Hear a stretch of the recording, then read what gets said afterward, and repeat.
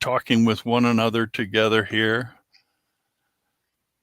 It is also Yom Kippur, Jerry mentions, and that means some people are very hungry.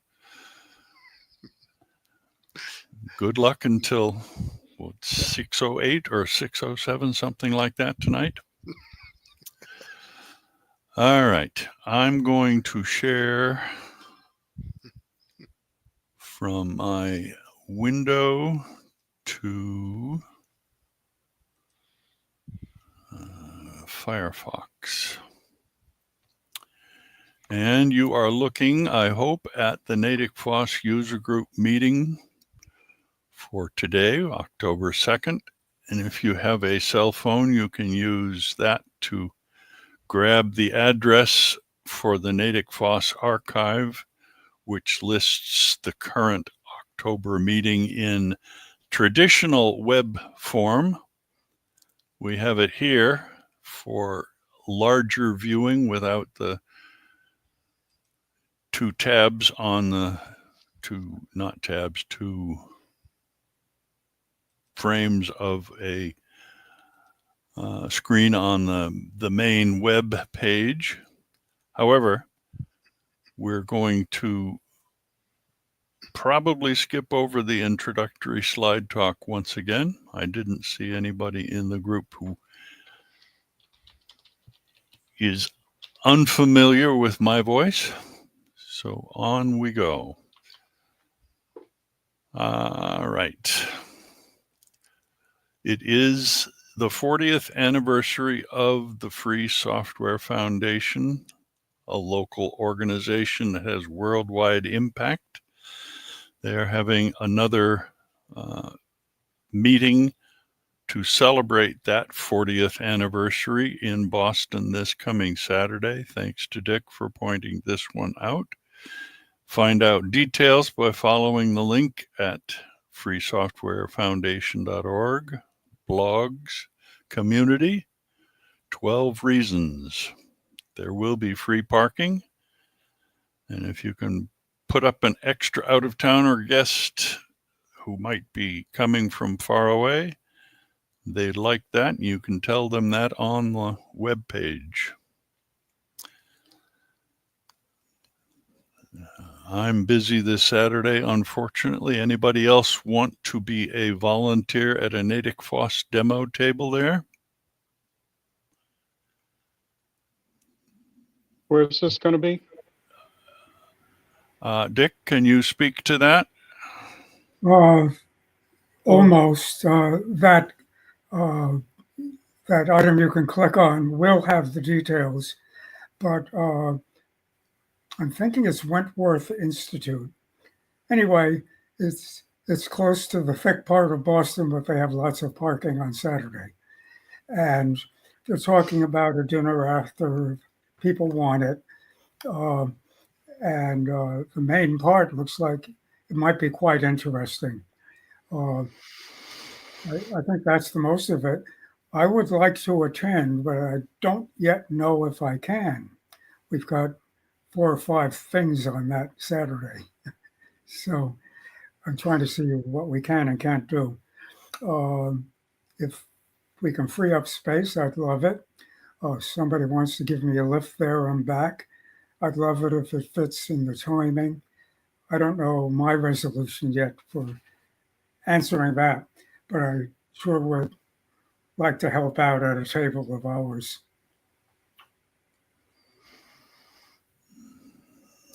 Okay, no other hands have popped up saying count me in, so we'll have to see if that develops between now and Saturday. Not too many days left to organize it, but shuffle back and forth emails and calls as you see fit. Okay. Linus Torvalds will be there if that is one of those things that would make you very excited.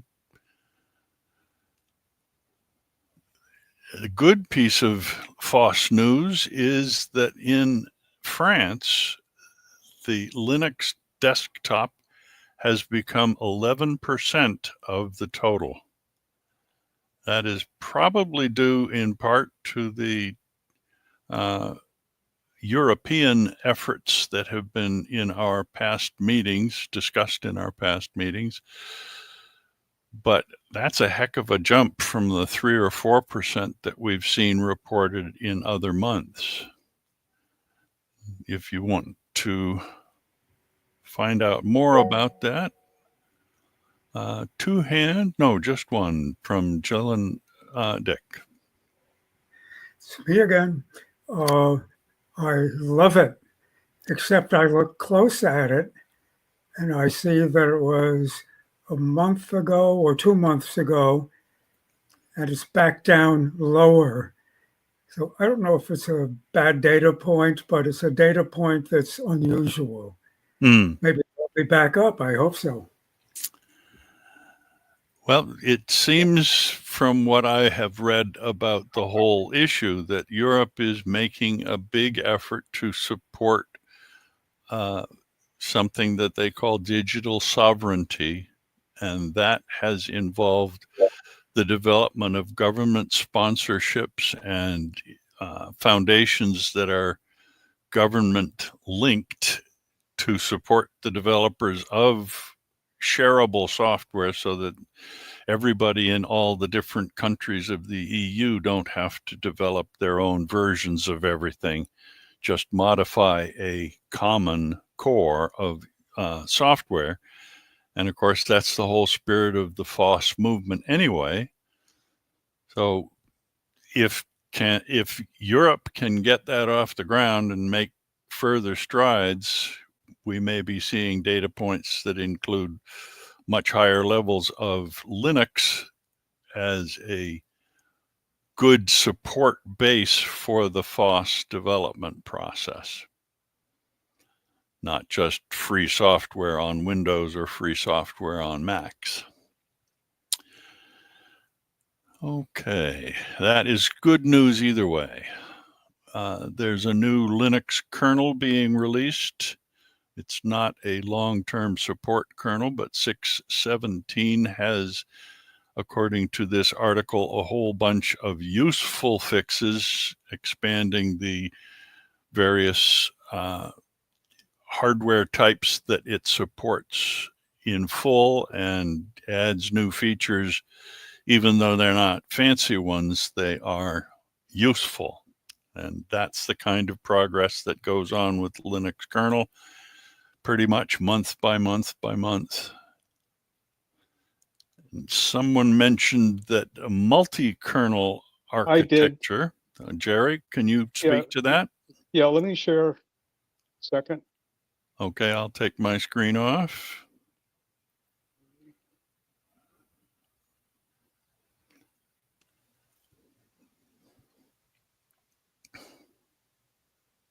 We see it. Yeah. I have to look at it. Yeah, it's interesting. And this chart that I'm centering right now is kind of interesting on how they're doing it. It allows you to actually run stuff in user mode under a kernel that you don't normally have to run either in a container or in a virtual machine. And also, I was reading about they allow you can run both real time and interactive kernel at the same time, but on different CPU, on different cores. Kind of an interesting, interesting thing. Let me. Do you know if this has been incorporated into the Linux kernel, or is that something yet to happen? I think that's going to be going into the Linux kernel, but I don't know definitively yet. That's been a that's actually been done on some major Unix, commercial Unix systems. I know HP UX was doing it for a while on some of their large enterprise systems several years ago. And I believe IBM did it in their version of Unix. The big benefit is that you can accomplish more with less setup. Is that the idea? Yeah. Yeah, you're essentially, you have one kernel running, and the kernel is kind of partitioned a little bit. I don't know the technical deals on that so much.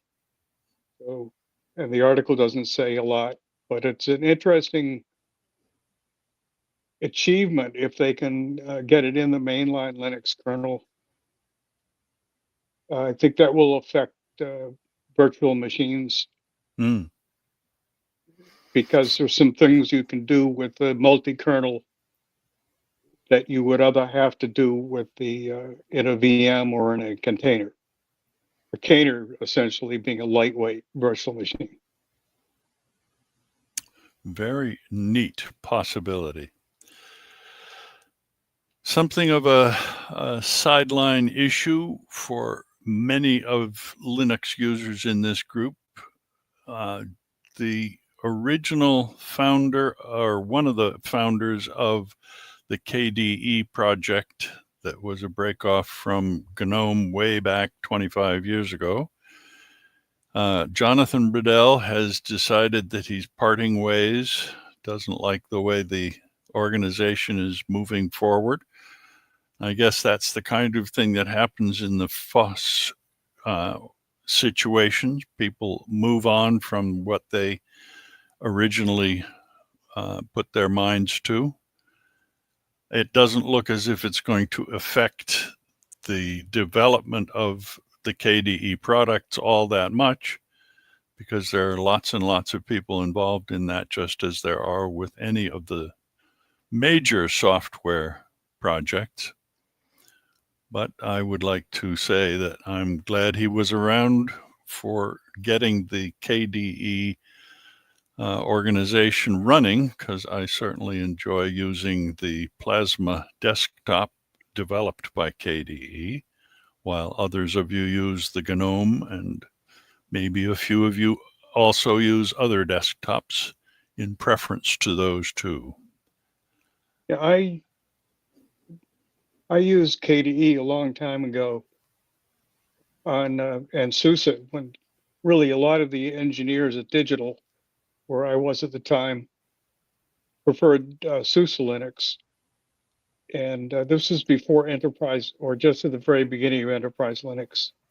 I actually gave a talk once on SLES, or SUSE Linux, Enterprise Linux.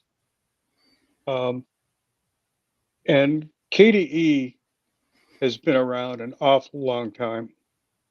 I'm not sure where it fits along with GNOME, but it's about as old as GNOME.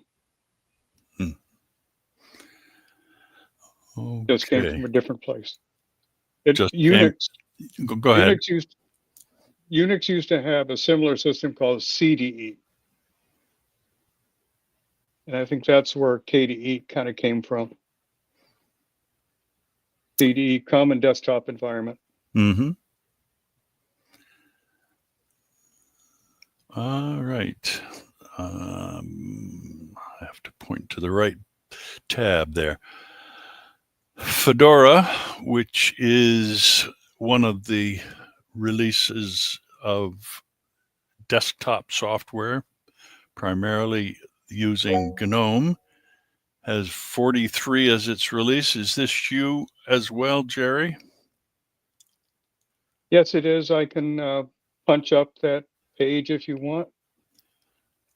I'll be happy to punch it up off my share. Okay. That makes it easier for, if it's easier for you, fine. Unless you want to scroll around a lot. No, I don't.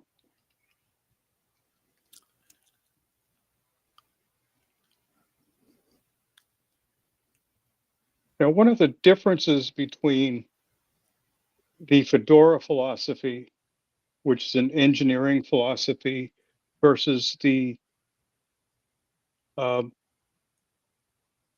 Ubuntu philosophy, is that although they plan their releases for every 6 months, they allow the slipping of it for showstoppers and things like that, because they want to get everything in there they announced. Whereas Ubuntu tends to uh, formalize their dates. And there's a whole engineering discussion over whether you are going to be ruled by date or by product. Mm-hmm. And that's been going on for many, many, many years before Linux even existed. I think we were I talking believe you about that said, in the Jerry, that you went back to Fedora from. I started. I think I started back with even before SUSE, but I really had been using SUSE for a while when I was at Digital, and then I tried Ubuntu when I think KDE went to KDE 4 or something like that, and when SUSE went from I forget what their management system was. Used to be text-based, and it went to a binary. So a lot of us switched over to others. I went to Ubuntu for a while until Ubuntu wouldn't install on my laptop, and Fedora would. So I switched over to Fedora. But the main reason I went to Fedora was that I had been using Enterprise Linux at the time, and I was getting pretty familiar with GNOME. So I switched over to GNOME from KDE or from whatever, Unity. Mm-hmm. So, And as we speak, what I'm seeing on the screen at the bottom is one of those pop-up ads that are mentioned in our agenda. We are not surprised to see these ads, but they do pop up over content on the screen from different website groups. The NatickFOSS.com has to get support for their work from somebody, and they've decided that popping ads over their content is an acceptable thing. There's supposedly an X here to close it out. Of course, that identifies that you've made the effort to close it out, and they'll pop another ad some point.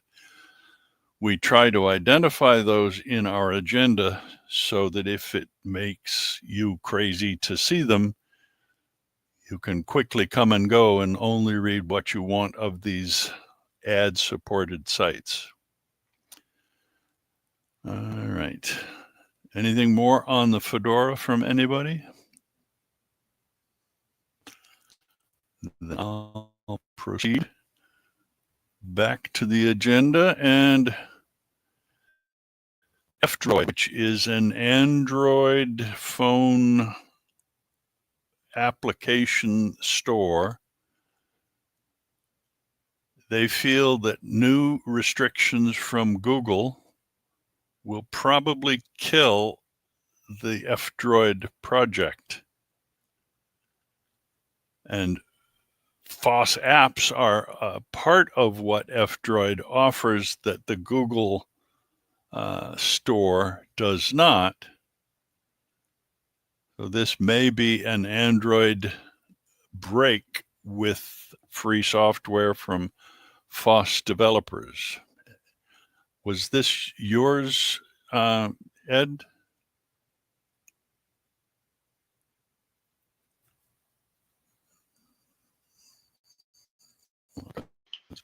There we go. Oh, go ahead. There we go. There you go. Yeah, I have a second panel here, and that kept popping up. Yeah, that was an article that I found on Ars Technica. Some people feel that these restrictions, assuming Google goes through with it, would make it no different than the iPhone. Hmm. But some have said that Just- it is possible to, you should still be able to sideload, but it involves enabling the developer mode on your phone, and you need to know how to do that and all other kinds of stuff. Security and secrecy are the watchwords. I guess Google doesn't want their phone ecology to be burdened with more crud, but just because it's open source does not mean that it is crud. And we are all happy users of much FOSS software here in this group. So this sounds like bad news for the Android community. Okay. And finally, the 5 reasons you should move to Linux instead of Windows 11. Those in this group probably know, but let's see if we have any main items that are new to us. There's less bloatware. That's one of the wonders of the Windows operating system, how much junk they automatically load in. 3 gigabytes of RAM while it sits there. That's a large workspace. Windows Update will not work on a couple of my computers, the Windows 11. So I am going to have to replace my Windows computer in order to run my tax software. It's the only thing I run on Windows these days.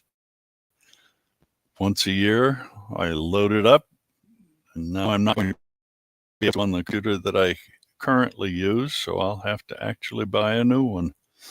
Not happy about that.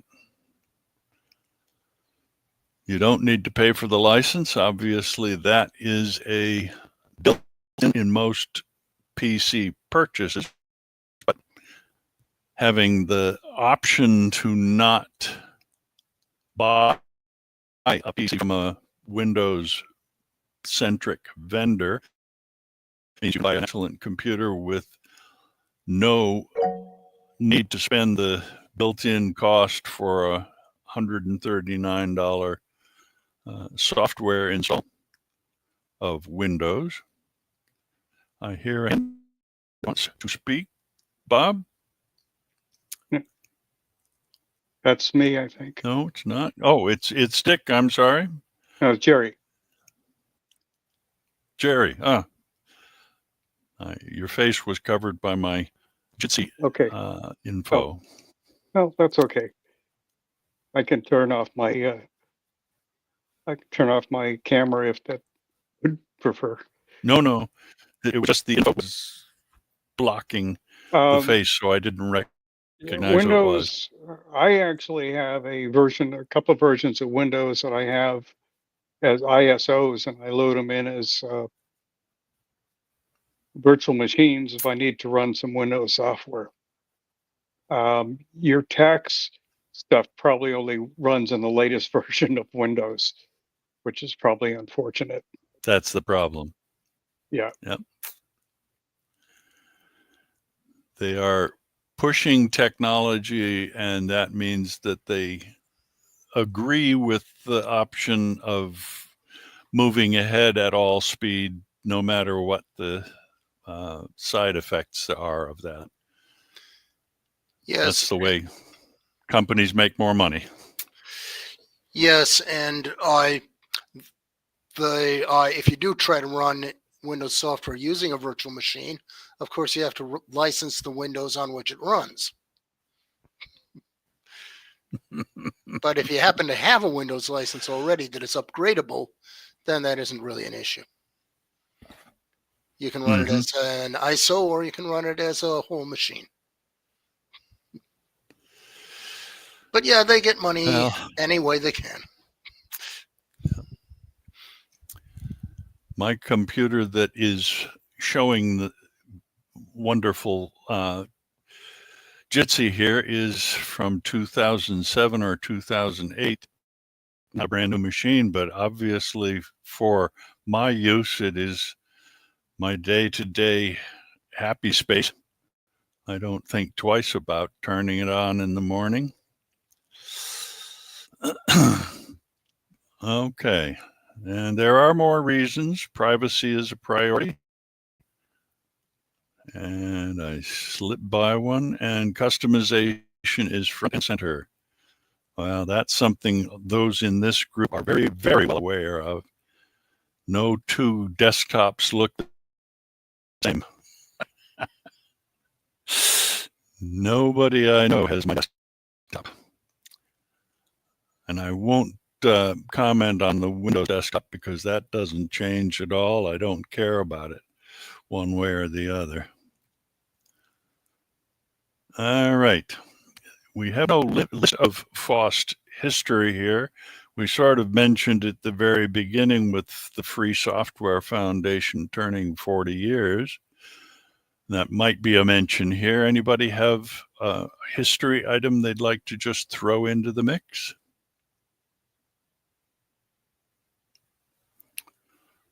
No immediate response. We can always catch up later on that. Now, there is a new Linux system, desktop system being developed by the KDE organization that has been described as KDE Linux, and it's in alpha version now. It's quite stable from what I understand, and is what they call an immutable distro, meaning that it is loaded all at once in a whole piece, designed so that you don't have to worry about funny stuff happening to your core system when you do development on it. Not everybody's happy with the idea of an immutable system, but it is very useful for developers to be able to test their new software. It's a term known as dog fooding because they eat the stuff that they use the software that they are developing, and it is helpful for the system to be a true KDE system so that the developing software can be tested against what is not a Fedora version of KDE or a canonical version of KDE with all the Ubuntu fixes. This way it's going to be designed so that the developing software will work at its best, and then other distros can pick it up from this one, and it may turn out that the KDE Linux is not for general use, but there you go. This is one of the videos from the Linux experiment with the host Nick. I don't know his last name. And he does a very good job of explaining what immutable means. Not so much that you cannot change something, just that it's easy to revert between immutable versions of the working software set. The core is there in solid format that doesn't require fiddling so much. And he does a very, very good job of explaining. So I do recommend watching that video, not something that I would put in here. Okay, and I saw a hand up. It's Jill and Dick. Hello. Let's see, it's early to know the answer, but my question is, what do we know at this point as to whether KDE Linux Alpha will replace other KDE equivalents, or will it be one additional offering? My sense is that it's an additional offering which avoids having developers develop for an Ubuntu version of KDE or a Fedora version of KDE or you name it, specialized, customized for the Ubuntu or Fedora environment.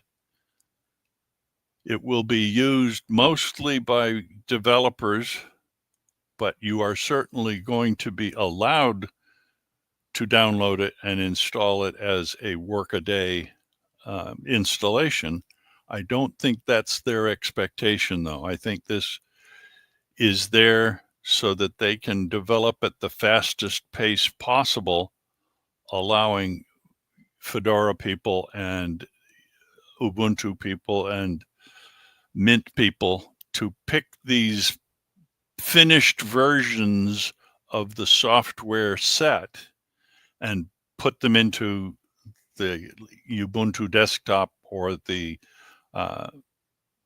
the Fedora, etc. This will make development easier and have, I think, a good benefit for the whole community who uses the KDE software, the Plasma desktop specifically.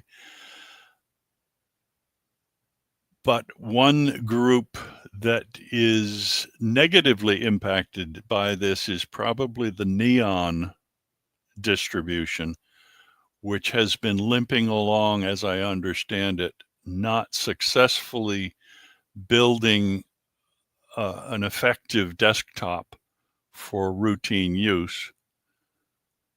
So this, I believe, is the effective replacement for the Neon distribution, which probably wasn't a very successful one anyway. Okay, I have not tried it, in case you asked.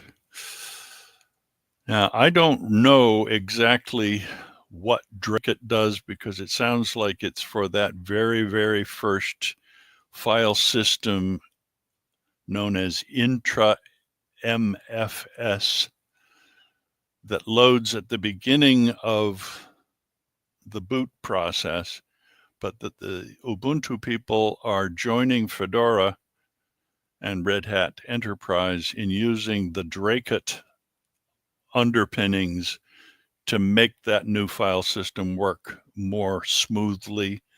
They used to use something else, and now Ubuntu is joining the larger community of the other groups already using Drake. Does anybody know something about Drake? Yeah, Drake has been around for quite a long time. It's been used in Fedora for a long time. And when you boot your system, initially it comes up as the installer is actually not a virtual machine, but it runs in it's a RAM disk file system that you get. And when you're booting up, you get that initially. It's part of the boot process.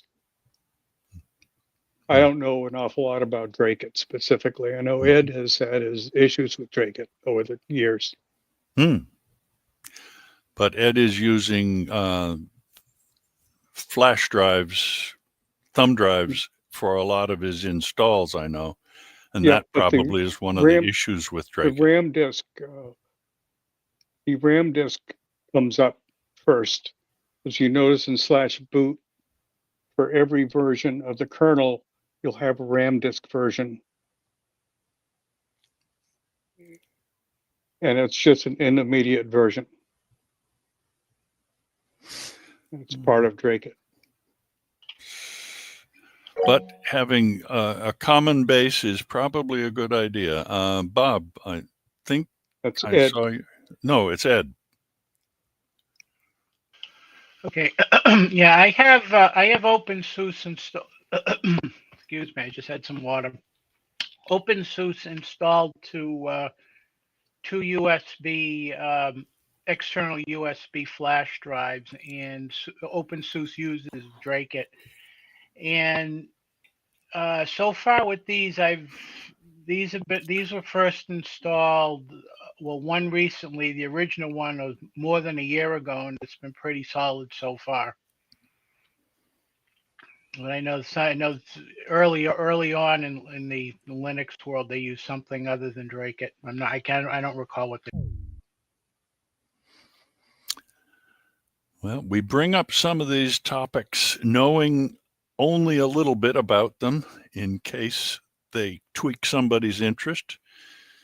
If anybody decides to follow up on this, they can let us know more about it in a future meeting.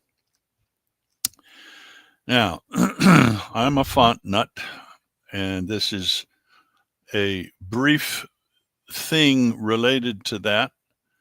It turns out that several large corporations either in-house develop or hire a company that develops fonts, a foundry they call those companies, in order to create a branding for themselves. And what you're seeing going across the screen, if it works for you, is a list of people who are list of fonts which were developed by companies for the purpose of being brand fonts, but they are not proprietary. And it's a little unusual as a method, but the design people, the ones in charge of doing this, determined that it meant large corporations can use these fonts without a lot of bells and whistles of what you have to do to get them to work in all the different environments that might be a corporate environment, both a desktop computer environment, a brochure making environment, and providing the license to subcontractors to be able to develop brochures in their own language, in their own country, and all that kind of business. These corporations that are somewhat mentioned here, the Reddit and IBM and Radio Canada, are using open source styles of fonts, open source licensed fonts, to avoid all that headache of corporate agreements and making contracts and limiting people from doing what they need to do to get the job done by using open source strategy with their fonts. It also means that you get the chance to use them in your own uses. If you have a special reason to use IBM Plex, you can do that. Kind of an interesting approach. Not everybody does that kind of thing. There are a whole bunch of closed corporate bodies that don't let you use anything. And all of those fonts, if you're interested in following up on them, are available mostly on the Google font site. If you haven't looked at that, I recommend looking at that because they have a lot of available fonts that anybody can use. You don't have to use them on the website. You can download them to your own computer and then put them where you need them. It's not the only open source font source, but not a bad one either. If you are a programmer, this article might interest you. I'm not going to link to it because it's really for the programming level people in the audience.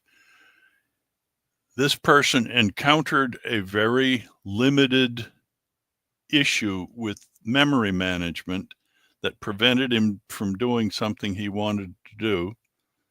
And it took him quite a while to figure it out, but it turned out to be a very simple end of block memory issue, that the cursor within a memory block, if it's left at the very, very end of the block, after the last character that actually filled the block, you couldn't add a second block and have it work.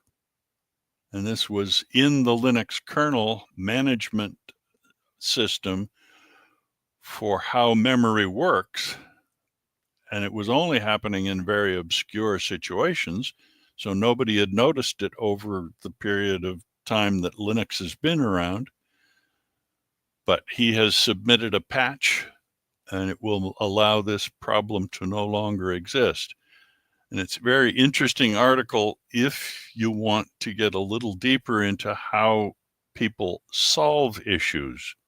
Added a whole bunch of different steps to figure out what was wrong in the first place, and ask questions from one group to the next, to the next, to the next, until he found a way to test it properly, and then solved the problem to his satisfaction and came up with a patch that has been submitted. I don't know if it's actually been accepted yet into the Linux kernel, but it sounds like one that should be. Okay, hot hardware.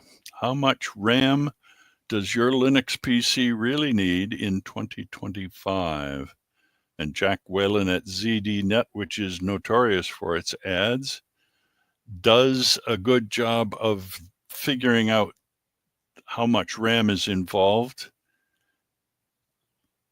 I don't know that you need to look at this article in the meeting with us, but how much do you really need to run a PC with Linux? And he's got that all mathed out for you in a nice chart.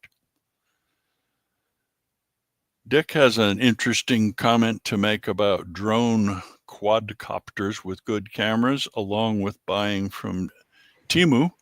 Dick, are you prepared to give us information? Yes. And the Temu next topic is related. I was interested in quadcopters for photography purposes a long time ago.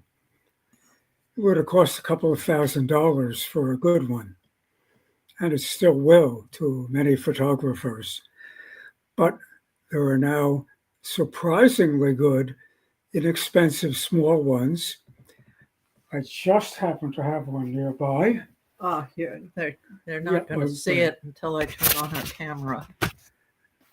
And And I think we need to. When the camera's on, I'll find out. Yeah, wait a minute.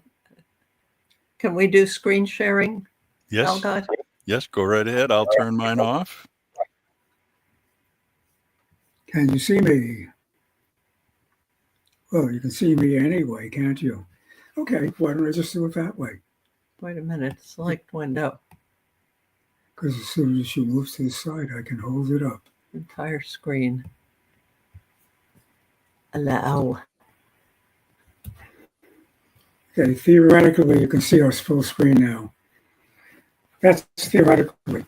Well, the first one I've been playing with, and there may be more to come, is one that costs approximately $15 to $20, or $75 at other locations.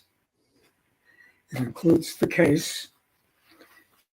It includes what I wouldn't quite call instructions, but they're a start. It includes a controller box, and the controller box has a way you can flop your smartphone onto it, and now your phone is the camera.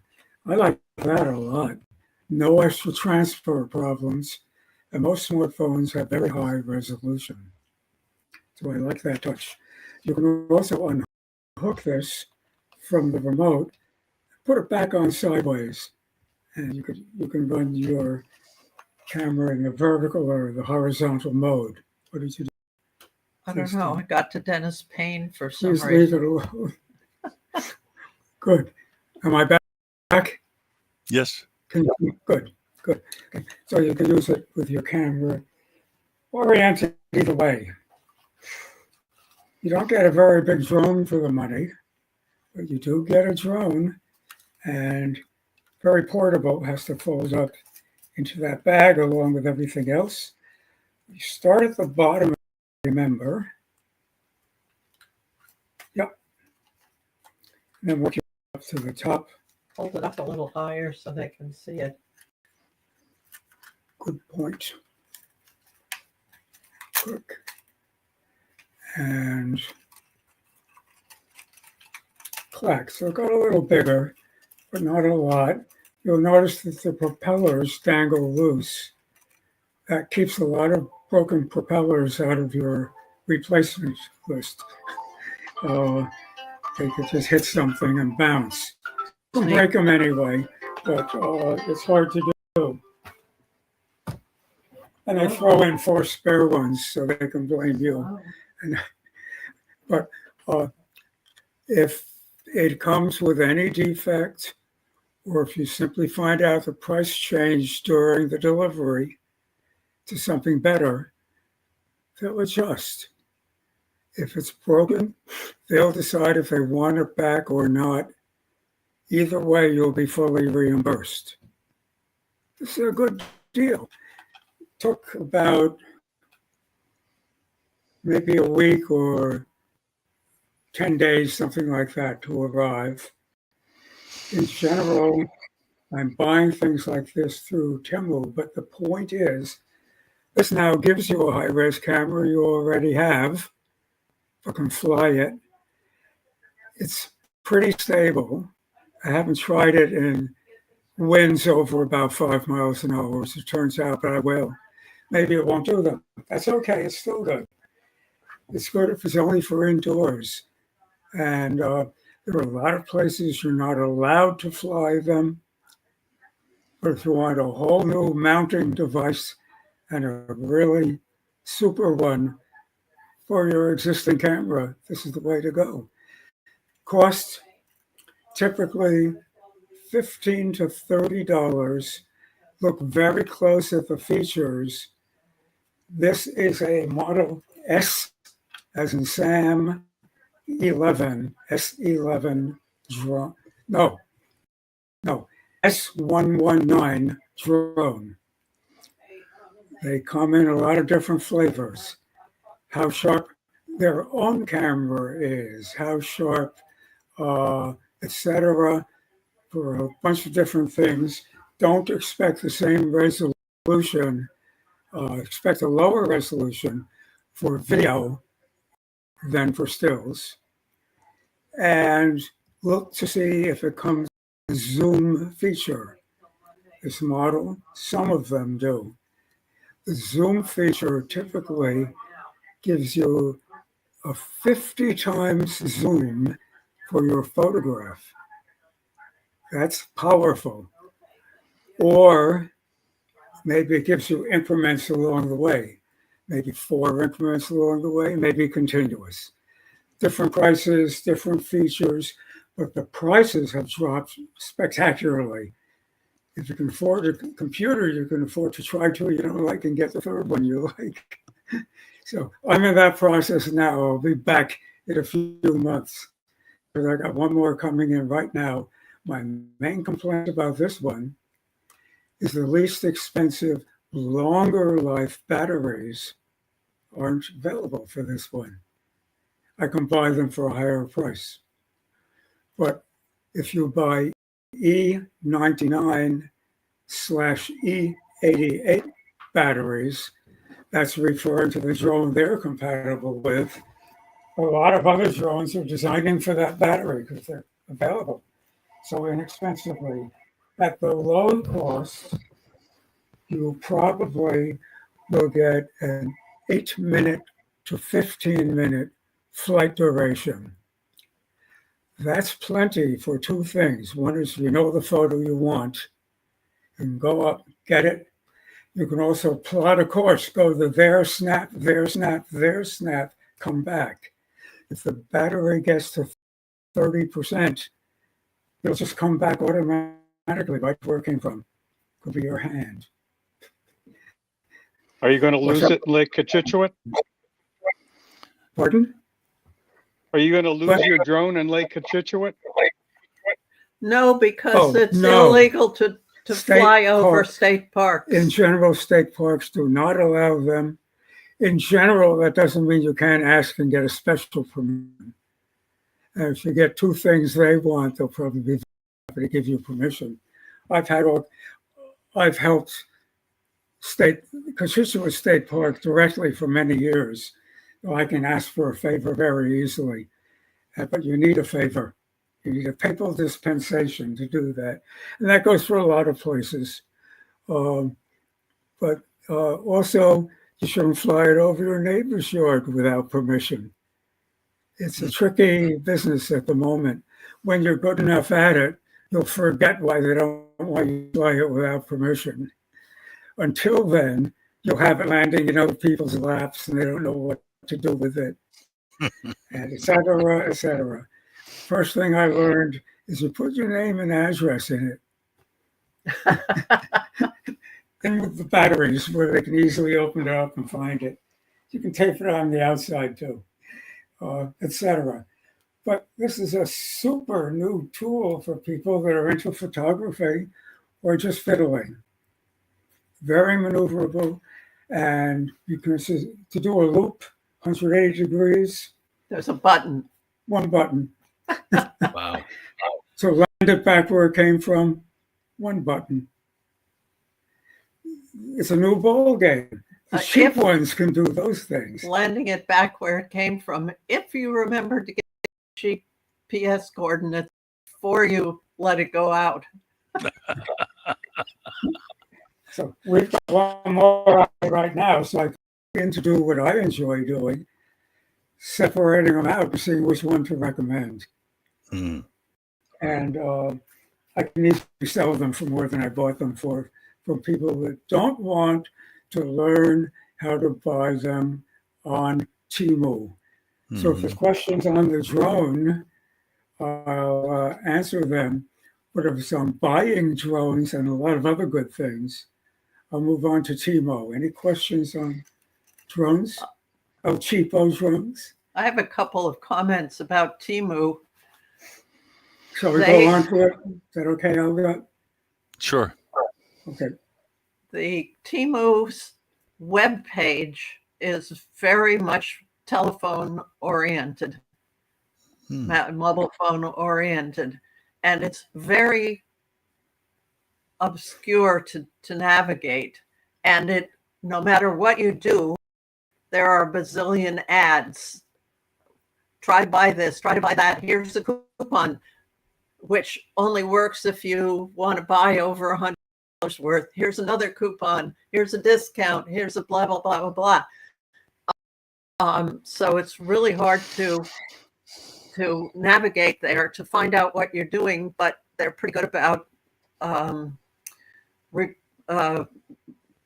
refunding if something is broken or didn't arrive. We had one order that went for some reason to Minneapolis. And they refunded, but finding the refund thing is not easy. I want to find the person in Minneapolis and find out what his address is. So live streaming is on. Temu is based in China. So a lot of people have concerns over whether it's safe to use, etc. Including me. I want to know how it works. They want you to load their app. I didn't. I haven't. Doing fine without it. They basically are trying to automatically simulate a smartphone chat session where they feed you the questions, you pick which ones interest you, and they work you down through their system to the thing you're asking about. I'd much rather use live email and say what I want. That's harder when you're dealing with a big, fast AI that's worldwide. So it's a little different. In a week, I found I wasn't getting all the junk ads. I was seeing them show up where I could click on them, but I knew not to. Things like that. And I think it's going to be totally practical with a very easy return or price adjust policy when you find out you didn't get the best deal or you got a raw deal. I do note the richest selection I've ever seen of 16 gigabyte thumb drives in the $15 range. 16 gigabyte or terabyte? Oh, terabyte, sorry, 16 terabyte, thank you, thumb drives. Every year I try one in hopes that they'll learn how to do it instead of lie about it. I haven't ordered one yet, but maybe I will. So I'd like that a lot. And by the way, most of them now come flippable, so have a USB 3 or a traditional USB-A fitting. You can use them either way. Nice. If they'd only get the size up. We were talking earlier in this agenda about a memory access issue. And I was tempted to raise my hand and ask if it had anything to do with people trying to get the memory working on these 16 terabyte thumb drives. Because if it does, I expect it's the thumb drive that's the problem. But maybe there's a solution. I'm interested to hear. So I'll watch that one. And anyway, it's easy to use Temu. It's just temu.com. And once you learn what you want, you can go to more specific places. They've got a lot of good stuff. I also got a new dash cam with much higher resolution and a few nice features for the car. And a couple of other things that are already proving nice, one of which I think I didn't wave at you yet. Again, flip in your phone right here, lighting, but not point lighting, distributed lighting. If you're taking pictures, somebody will brighten them up while you're photographing them. You can flip every which part around the other way or end on sideways. And a good microphone for the money. And this handheld gadget, you can use to look at yourself, that swivels, whatever. Everything attaches with a little square tab. You can slide it in from 4 directions. So you can adjust things like mad. And to me, this one has one very nice feature. Open. By the way, you can attach it to a lanyard, put it around your neck. It's easy, I tell you. There it comes. It's a tripod. You can just put it out there and let the whole group get taken at once. And a lot of them come with a little remote button. The camera does too, so there's a bunch of things you can do. So typical price, $15 for a really good one. This one, I think it was more like $5. When you place an order, they have some things with free shipping. Typically, it's $3 per order. If the place you're ordering from has 16 things you want, the $3 covers all the things you're getting. And they have specials that go around that even. One thing I've been doing is making sure I talk about items that will be shipped from within the USA. Simplifies a few things, including tariffs, all kinds of things. They're already here. So give it a look. If you want to load the app and tell me whether it's safe, I'll be interested in hearing, but you don't have to, and I haven't. I think it's a phone app, not a Any questions? computer app. Jerry had a hand up. Yeah. Just want to go back to the large thumb drives. Several of us in the past have ordered large terabyte thumb drives. There's software now available for free under Linux to actually plug in your thumb drive and actually test what the memory actually is. What are the results of that? It'll tell you that it has the memory it advertises. It'll tell you how much actual Okay, memory. people can say, oh, That's, please now and later share what we put on Linux to do that. I have in the past. I have one to test. Okay, I will find it, but I have actually tested thumb drives in the I'll past do that for you. because I had one that I plugged into my dash cam, which is in the Tesla, put it in the glove compartment, and it turned off my display. I had to drive down to Tesla and have them open the glove compartment. Was that a sad feature? Was that a side feature of the drive or of the software? The opening and closing of the open and closing of the glove box is software controlled, Huh.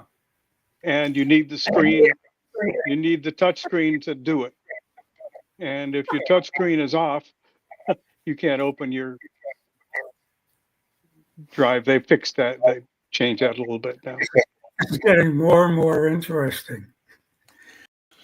Because I say $10 to $15 is the advertised price delivered. It Okay. was interesting driving down to Tesla with no speed limit or anything else. The blank screen. But 10 minutes, it was fixed. At least you were able to drive down there. It didn't cut off your car's performance. No, it did not. Totally. Nope. If you see me at this meeting lifting a tiny thumb drive out of my pocket as hard as I can, how much data I've loaded into it already. Okay, if you I'm gonna could unshare. unshare, yeah. Did the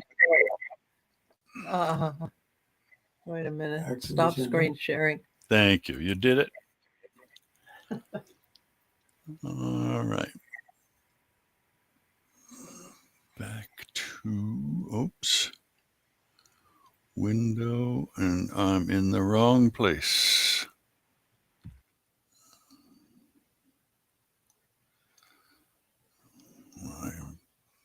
Give me a moment to do a couple of clicks and then reshare. Yep. All right. Linux laptop vendor Malibal is attempting to pursue made in USA laptops. I think this was Ed's.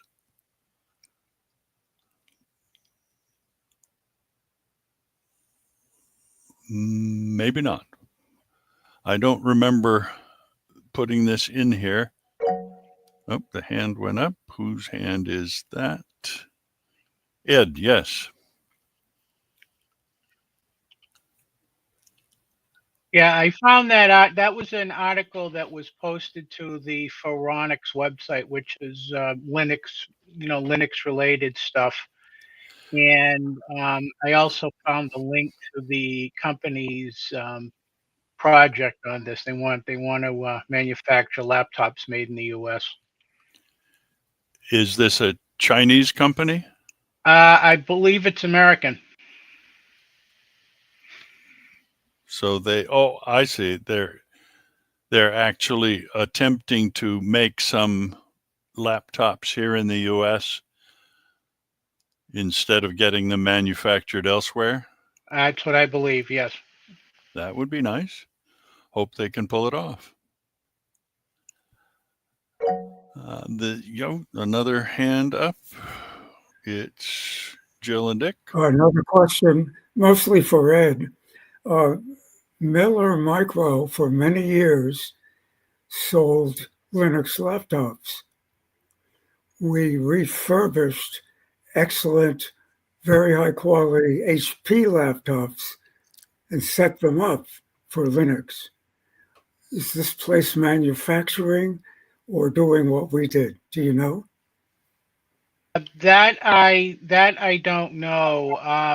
Algot, you might want to click that link to, the Malabal link to show everybody what it's all about. Thanks, will do. It's in establishing the first truly American-made laptop manufacturing supply chain. Principled alternative to big tech.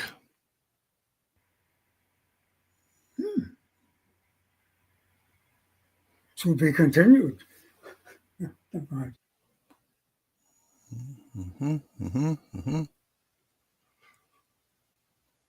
Okay, they've been doing it for a while, it seems. 20 years of high-end custom laptops, probably for specific groups of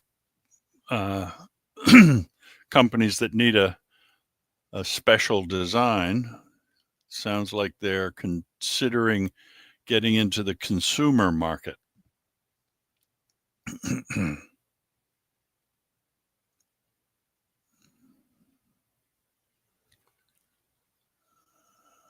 First truly American-made laptop input devices. Some TMR keyboards with maglev switches and precision haptic touchpads as the foundation for eventually creating the first American-made laptop ever. Well, I wish them a good deal of luck. It sounds like they have quite a bit of effort ahead of them, though, if all they're going to produce initially is a laptop keyboard. We're going to use open source firmware. I wonder if that's the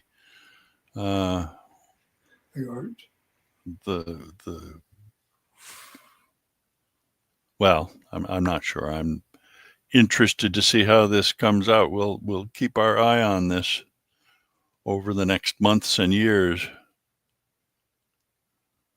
Neat. Thank you, Ed. All right. The next item is about making your own PC boards. I don't think this is everybody's cup of tea, but it is an interesting video. This is a YouTube video maker who is an engineer who does a lot of different kinds of work, from making an organ to building his power tools out of wood. Very fascinating series of videos, and he's gotten into the manufacture of PC boards for testing equipment, and he goes through the process that he uses to create his PC boards using in his workspace milling machine, using a handwritten software. As it turns out, he found that the software that is CAD and CAM design is not equal to the task without a lot of hoops and things that were impeding his progress. But I recommend that you watch that if you are interested in that kind of manufacturing process. He does say at one point, if you're going to do the design and you don't care about having a one-off board, the sponsorship of this particular video is for a company called, the name's gone from my head, PCB Way, that will make 5 of the boards you design for a relatively small amount of money and ship them back to you in very short time, so you can do design and iteration within a month of time rather than having to negotiate with large board manufacturing vendors. They're very, very efficient. Okay. I don't know what this is about stabilizing a mechanical keyboard. I think this might be Ed.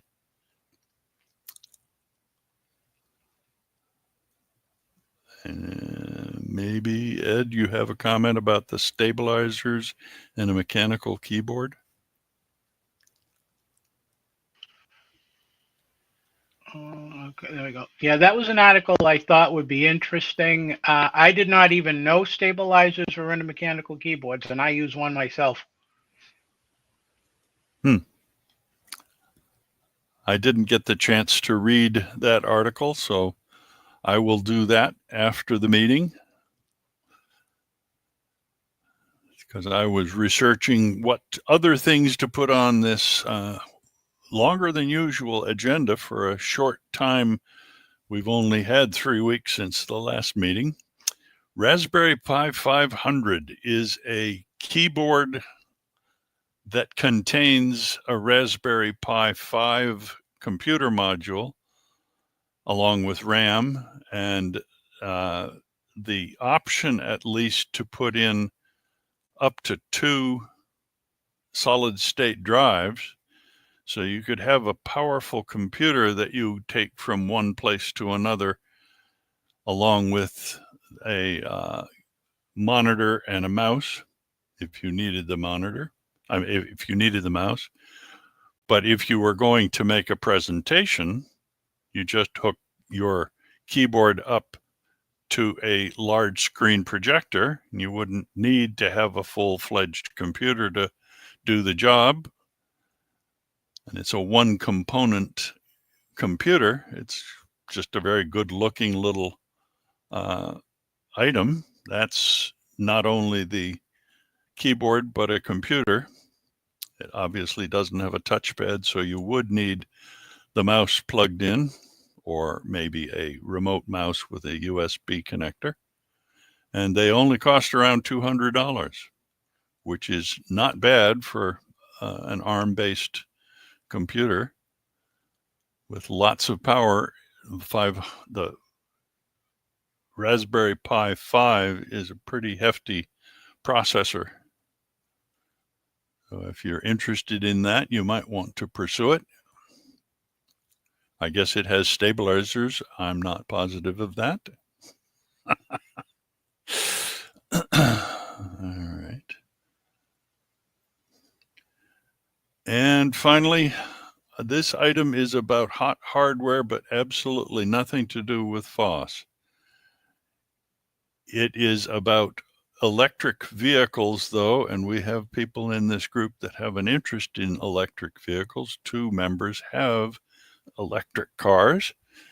China is prepared to deliver a bunch of new trucks to Australia that are electric trucks, but they're not little pickup style.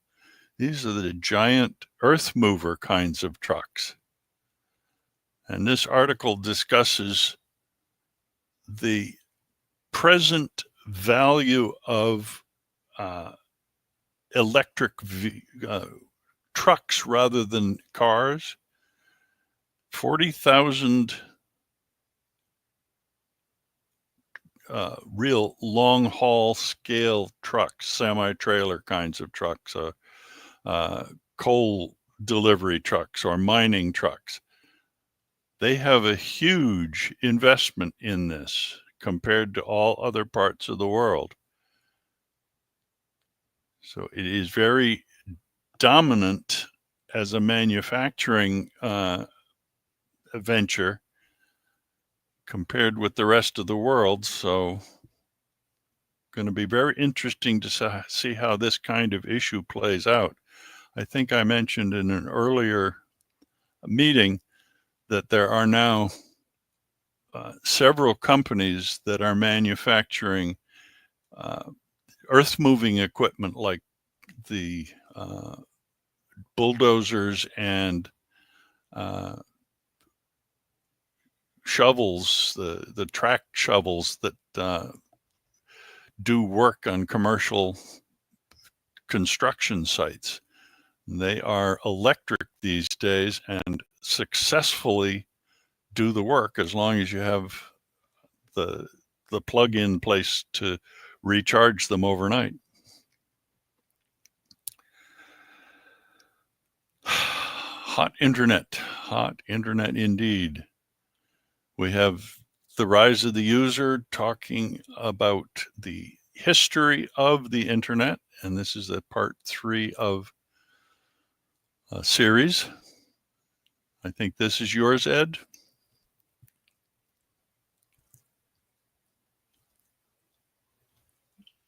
Yeah, that is the, yep, there we go. That's the third and possibly the final part of the series about the internet from its humble beginnings to where we are today. You recommend we read that, obviously. Any particular salient point to bring up, or shall we just let people read it? Just say let people read it. Sounds good. This next one is from the W3C, a consortium of people who are responsible for the structure of the web as we know it today. It's not actually in charge of anything, but they have design issues about everything. They put proposals forward and test and do things to make the web functional for all levels of society.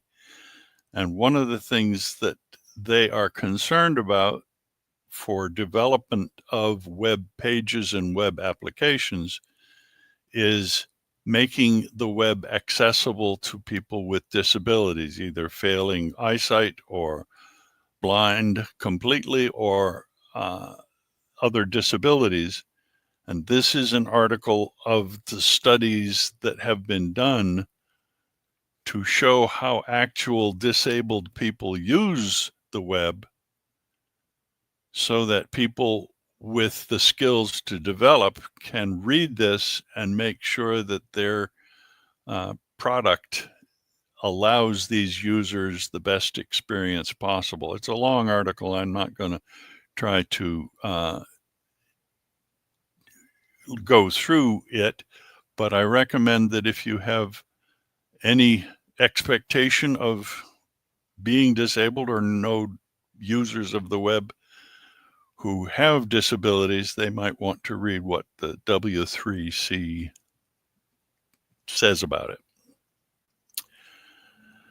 And security, privacy, and freedoms, our next topic.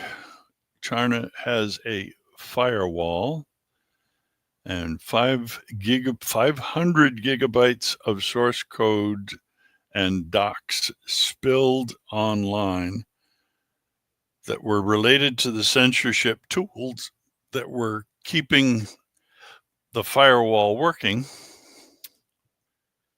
There was some big deal surrounding that. I think this is, again, yours, Ed.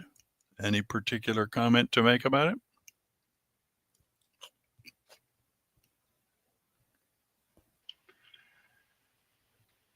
No, I just thought it was an interesting news item that I found. Thank you. Thank you. And I think this next one, Google blocking sideloading, is related to something we talked about earlier. Looks like that's going to start in 2026. So if you want to sideload stuff, you better get to it now. All right. This, I think, is Dick's item, Snowden's secret, the operating system that the National Security Agency cannot crack. It's a video. You want to make But comment? Dick, you had something to say about this? Do you have something to say about it? No, I think we had a misunderstanding here. Oh, Was this not your submission? Oh, I think I submitted it, but I don't begin to be able to cover it. Again, Oh, I think it's going to be 8 minutes of good video. okay. So we And want every. notice the bootable USBs. Remember, we're talking 16 terabytes. Okay. That's a separate item, or was it incorporated here? I think it was incorporated there as an additional touch point. Okay. Not the 16 terabyte ones, no. Okay. So apparently this list is of items that help keep people's work stable, secure, and leave no trace behind, like the Tails operating system, which you carry around a USB to install a live operating system on a computer in a library or a workplace, but when you leave, there's no evidence that you were there. It's for journalists and activists and people who want to stay private. So we recommend that you take a gander at this link, which is live, by the way, on our archive page for the October meeting. Nice. We're just looking at a copy of that webpage, sort of. One more comment Yep. on that topic. Earlier, I told you this Saturday, I think you'll have a chance to meet Linus Torvalds. I'm wondering, would Snowden be there? It might be a logical one. I thought he might get, isn't he going to be arrested or something if he comes here? I don't think so. That's it.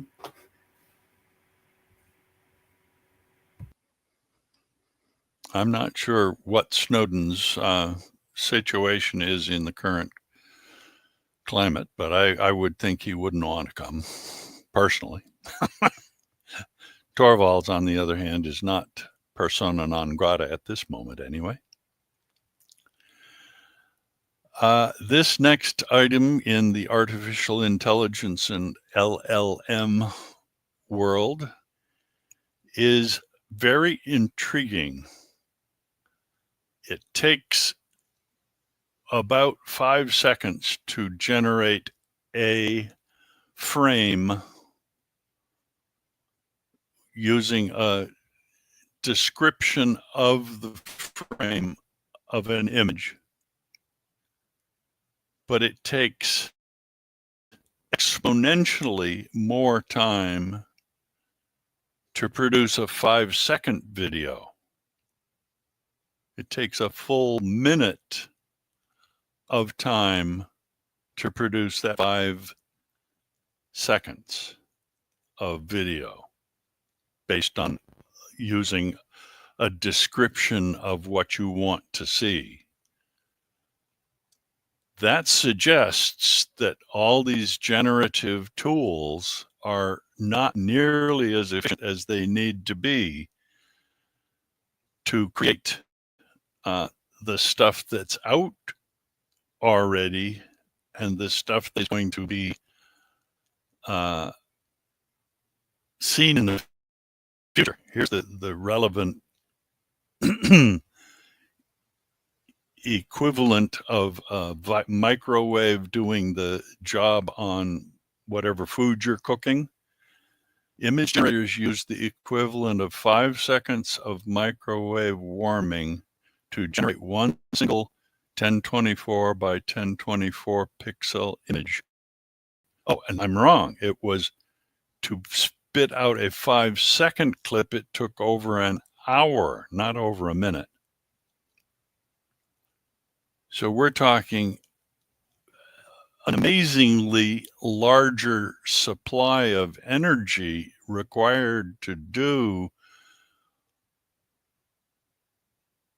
5 times the image. So you figure anybody trying to make a movie that goes on for more than 5 seconds is going to be using a microwave equivalent of energy that just goes off the charts ridiculously fast.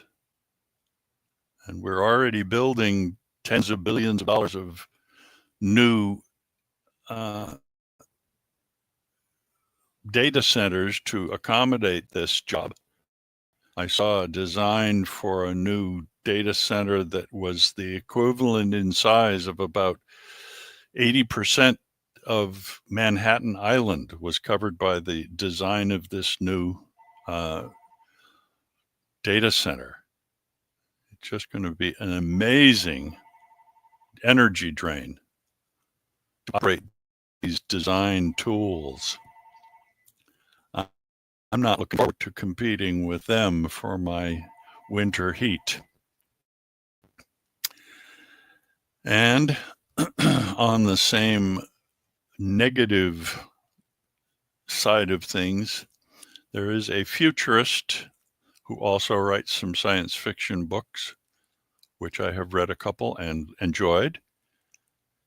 He believes that the AI bubble should burst sooner rather than later. And he says that it is inevitable that it's going to burst. This article references a whole bunch of other articles. It is driven by monopolists who've conquered their markets and have no more growth potential. You've got to get new investors to continue to grow. So he says these markets will try to pivot into making more video, making use of cryptocurrencies, I'm sure, blockchain foolishness, non-fungible tokens, NFTs, and that super intelligence will be the result. But he's pretty sure that this is going to fail, and fail big, and fail soon. He's of the opinion that it should fail as soon as possible so that it doesn't take down all that much more of our economy. I recommend that you read this whole article. I do recommend that you track a couple of the other articles that it references. He's not fooling around with his information. He has a lot of very solid backup. My son and I talked about this, and he believes that the only way that this that this AI bubble will be put off for long is if governments start to invest in it, taking the responsibility to pour money into the expansion. I don't know whether that will happen, but it was one of the things my son, who works for a tech company, feels is a definite possibility. Anyway,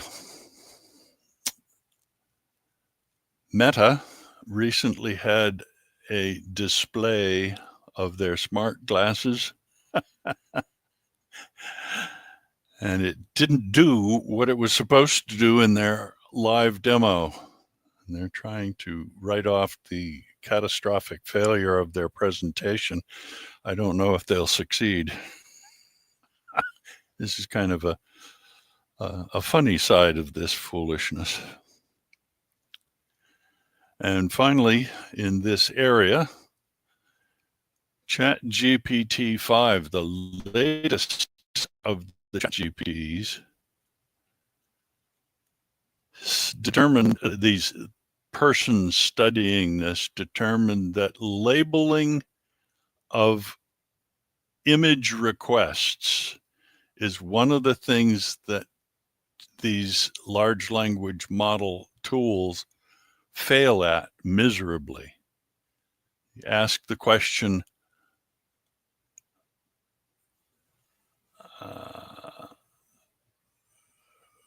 I asked ChatGPT to draw a cat with 4 labeled body parts. And here's the cat. Eye marking the ear, ears marking the eyes, the whiskers in place, and the tail in place. That cat wouldn't belong to Schrodinger, would it? Pardon? That cat wouldn't belong to Schrodinger, would it? It might very well. But you would figure that that kind of thing is really not that difficult. Draw a human hand with the palm, thumb, wrist, and pointer labeled. The pointer finger is the pinky. The palm is the thumb. The thumb is the wrist at the base of the hand.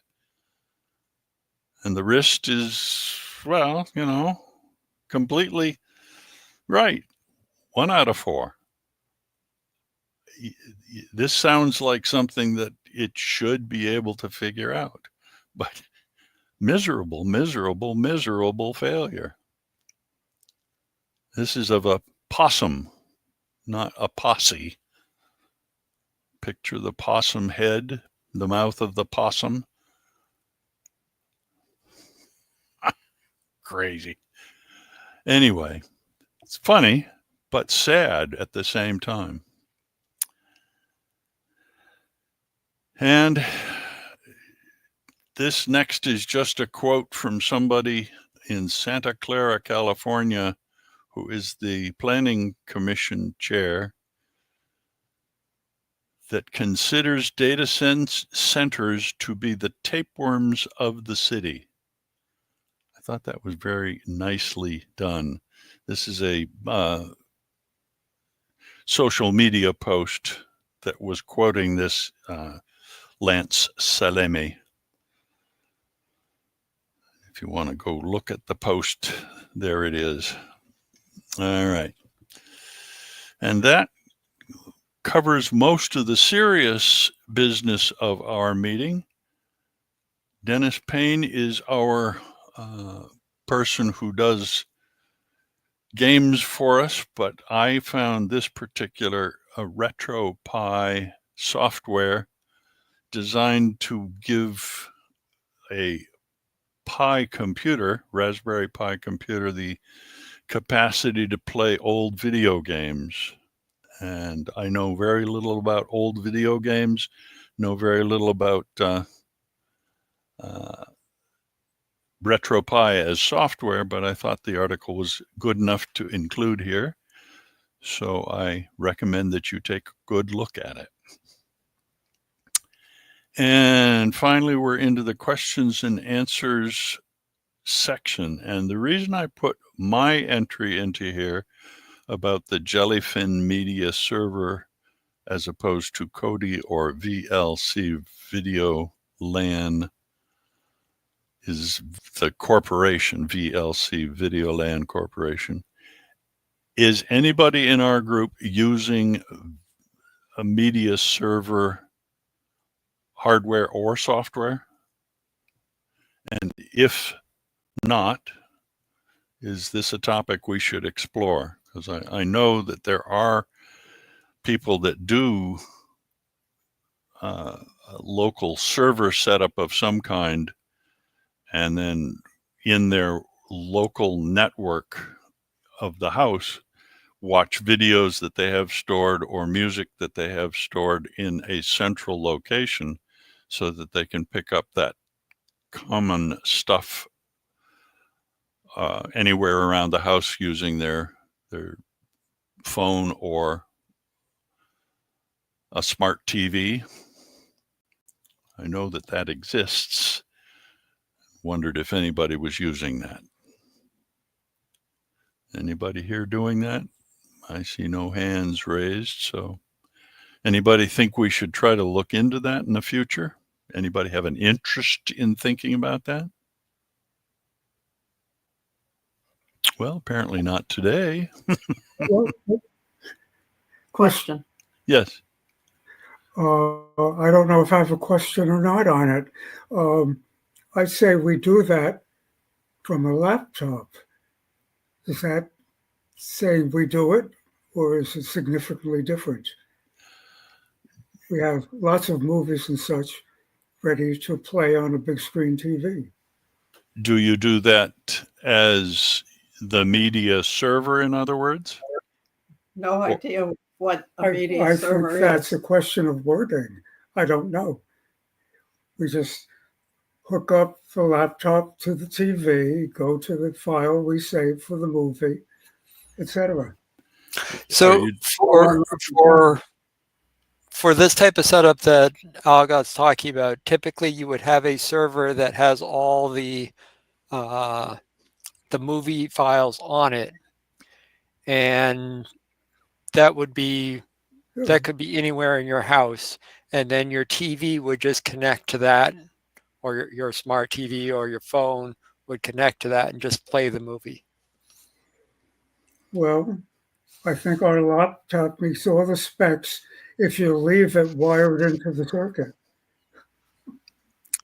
Well, it doesn't, because a media server, if you set it up, you should be able to go over and play it in every single room. So your laptop is hooked up to one TV, and you have to go to the laptop to specify what movie you want to play. Yes, true.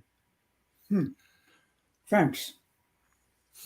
I have a media player that has a hard drive in it, and it's basically a low-powered computer that is dedicated to video file decoding and playing. But again, that's hooked up to a single TV, so you can't just play the movies anywhere in the house. I can get it. Given the cables. Given the cables. so Yeah. maybe it's a topic that somebody will pursue, but maybe not. It's okay. Just crossed my desk, and I thought I'd put it in there as not an item, if just a consideration of a potential future item. And then this last one is similar. Dick asked that we put in knowing about the online GIMP editor. It's the GNU Image Manipulation Program.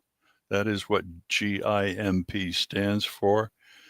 For the record, there are people out there who do not like the use of the term GIMP because it implies a disability being slighted, someone with a limp or a deformity of some sort of thing, and they don't like that the software was an acronym that has that connotation to it. But in addition, there are things known as portable apps that can do some of this, I guess. Is that your concern, Dick? Well, interest, yes.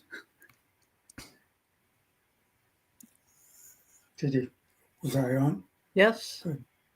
Yeah, he said it's an interest, not a concern. So Is you it worthy of interest or concern? I'll ask it that way. are you a current user of this No. online tool? No. Oh, okay. So again, it's a topic for potential future consideration if somebody in the group decides to pursue learning about it. That maybe we'll come back and talk about it in a future episode of the monthly meeting of the NatickFOSS user group that does gather every month on the first Tuesday of every month, except for a few where Thursday. holidays get in the way. Pardon? Thursday, not Tuesday. Oh, sorry about that. Tuesday is not the day. It's Thursday, the first Thursday, THURSDAY, which leads us to November. Our next month is the 6th of November. And that will be our next meeting, and I'm sure that we will have lots to talk about on that day. So those with an interest in presenting and or offering topics for our consideration, please begin your search and let us know what those topics are. If you can, if you're on the board, put them into the live development tool we have on GitLab. Otherwise, anyone listening who's not in the board, please send email. Do that to the name Algot Runman at verizon.net. I will be happy to add as a member of that board. And we'll talk about it when we see you next time. We're early today. Okay, I got one. Oh, I just yes, want to, Jerry. I know you already know about it. I'm going to be speaking at the next BLU meeting. Let me bring that up for the date. And if you look at blu.org, Let me stop sharing here. yeah, no problem. But it's And going to then, be October 15th at 7:00 p.m. I'm just sharing my Vietnam experience. I gave a talk to the Bell Men's Club a few weeks ago and got a lot of good feedback from it. So our speaker for the 15th backed out, and I already had about a 20-minute presentation for my journey to Vietnam. So I'm going to be talking about that. thank you for that opportunity. Nothing to do with free software, Linux. So I don't even think that Linus actually existed back then. Probably not. Anybody have closing comments, important extras that we need to know? Well, Farewell. Very well. And don't get frozen tonight. Sounds like a plan down near 40, I hear. Oh, I heard in the 30s. oh my goodness. I think Winter is today, on its way. And 80s on Sunday. yep. Uh, Okay.